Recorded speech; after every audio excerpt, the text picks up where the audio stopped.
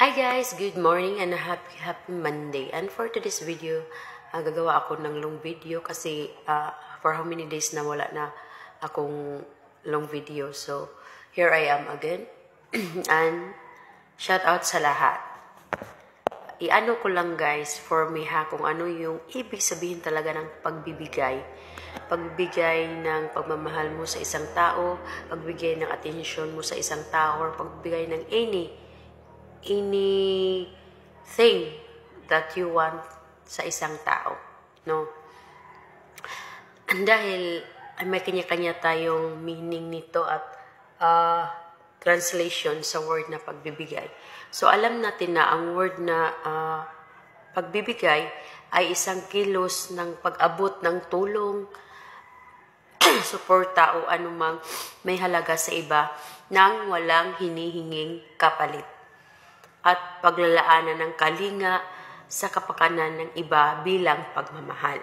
So, yan yung kahulugan ng pagbibigay. So, it means na binibigyan mo yung tao ng isang bagay or attention or any way na ipinapakita mo talaga sa kanya na concern ka. So, may pagmamahal ka sa isang tao. Diba guys? So, alam natin yung pagmamahal talaga ay walang pinipili. Kusa lang mo yang maramdaman sa sarili mo kahit hindi man kayo nagkakilala personally ng isang tao. And then, like ngayon, alam naman natin na we have a lot of friends na here in social media, but ibang bansa nakakilala na natin dahil sa high-tech ng panahon. So, nagka-communicate kayo through lives, through commenting, at supporting to each other, di ba? So, then, maramdaman mo talaga ang pagmamahal mo sa isang tao. Maramdaman mo lang talaga yan kahit hindi pa kayo nakikilala personally.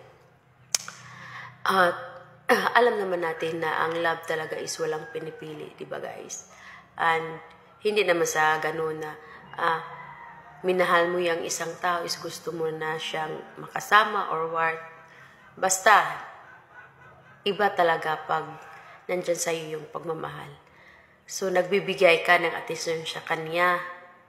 You try your best na maging okay yung relationship ninyo as a friend or whatsoever. And then, gustong-gusto mo talaga siyang para maiparamdam mo na mahal mo siya. So, bibigyan mo siya ng sa kakayahan mo din. For example, nagbibigay ka ng tulong sa kanya. So, it is right ba? Tama ba pag nagbibigay ka ng tulong sa isang tao tapos isusumbat mo? No? For me guys, hindi yan tama. Kasi, lalong-lalo na kung yung isang tao na yun is hindi nag-a-ask sa'yo ng help. Kasi, kung pure sa puso mo at isipan mo ang pagtulong sa kapwa mo, never ka talagang maghingi ng kapalit. Diba? So, for me talaga, mas maganda talaga kung kusa talaga yung isang taong magbigay sa'yo, not like sa ikaw ang maghingi ng tulong. Kasi, there are times na pag ikaw yung humihingi ng tulong sa isang tao is masasaktan ka. No? Dahil, hindi ko generalize lahat ha. May mga taong nagbigay sa'yo ng tulong na akala mo from the bottom of their heart, but isusumbat iyan sa'yo kung wala ka talagang magawa para sa kanila din. Kaya nga ako minsan guys, alam ko, lalong-lalo na sa financial, so problemado tayo sa ganyan. Hindi naman tayo mayaman. Kung kaya ko talagang hindi mag-ask help, pipilitin ko talaga guys. Dahil ako yung taong ayaw ko talagang may isang tao na tutulong sa'yo tapos in the end, isusumbat niya. Kasi ako talaga, pag may nagbigay sa akin kahit mga simple na bagay lang, na-appreciate ko talaga. But sad to say, wala naman. Ay, meron. Pero hindi sila nagpabanggit. Kahit mga simpleng bagay. Kaya nga, ikaw, kung may kakayahan kang tumulong or magbigay ng tulong sa isang tao, kahit nagkaroon kayo ng komosyon, nagkagalit kayo, wag mo na siyang wag mo na siyang sumbatan sa naging tulong mo. I know we're not perfect, but gawin mo yung mga bagay na hindi maganda tapos parang ipinapahiya mo na siya, hindi yan tama. Kaya nga sabi ko, much better talaga kung ikaw talaga ang bibigyan ng tulong, hindi ka manghingi. Kasi, na-experience ko na yan because I'm one of the team, sa team charity nga, na hindi kami mayayaman. Mga kami, mga mahihirap lang din, hindi monetize dito sa Facebook. But yun, ako, as ako yung mas, grabe kung baga pa yung self-talk. So yun, akit-akit ng mga live. Hindi ako nahiya kasi alam ko naman, I'm doing that not for myself, but for other people na priority na tulungan ng team. But in the end, pala, may mga taong hindi na appreciate sa mga ginagawa namin. Tapos, instead na tumulong sila is nagsabi pa sila ng hindi maganda. 'Di ba? Ang dami pa nilang satsat. Ang sa akin lang sana, that time, kung ayaw mo, sinasabi ko yan ulit-ulit, kung ayaw mo magbigay ng tulong, kung hindi, wala kang trust sa isang tao, better na to talk. Kasi, wala ka pang naibigay na tulong, di ba? Tapos, ang dami mo pang satsat. Diyan talaga nakikita yung pag-uugali mo na tutulong ka, pero at the end of the day, isusumbat at isusumbat mo yan.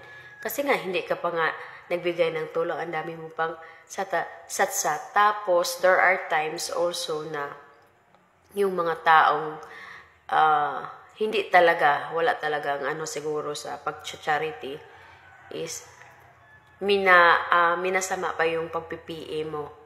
Sabihan ka pa na ginagawang charity yung mga messenger nila. No, guys. Mga materials na bagay sa mundo is temporary.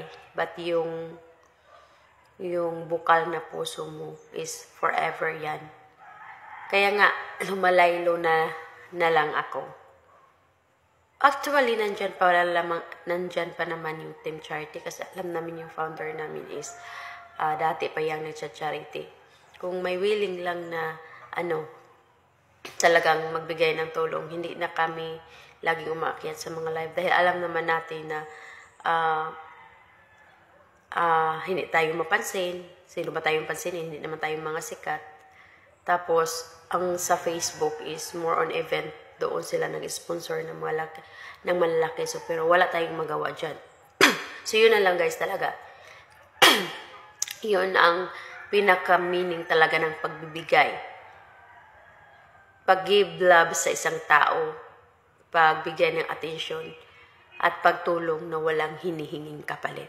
Kaya ikaw dyan, kung may kakayahan kang tumulong ka. Pero kung tumulong ka naman na gusto mong i-appreciate, gusto mong i-announce sa madla, ang pagtulong mo, wag mo na lang gawin. Kasi hindi yan pure na tulong.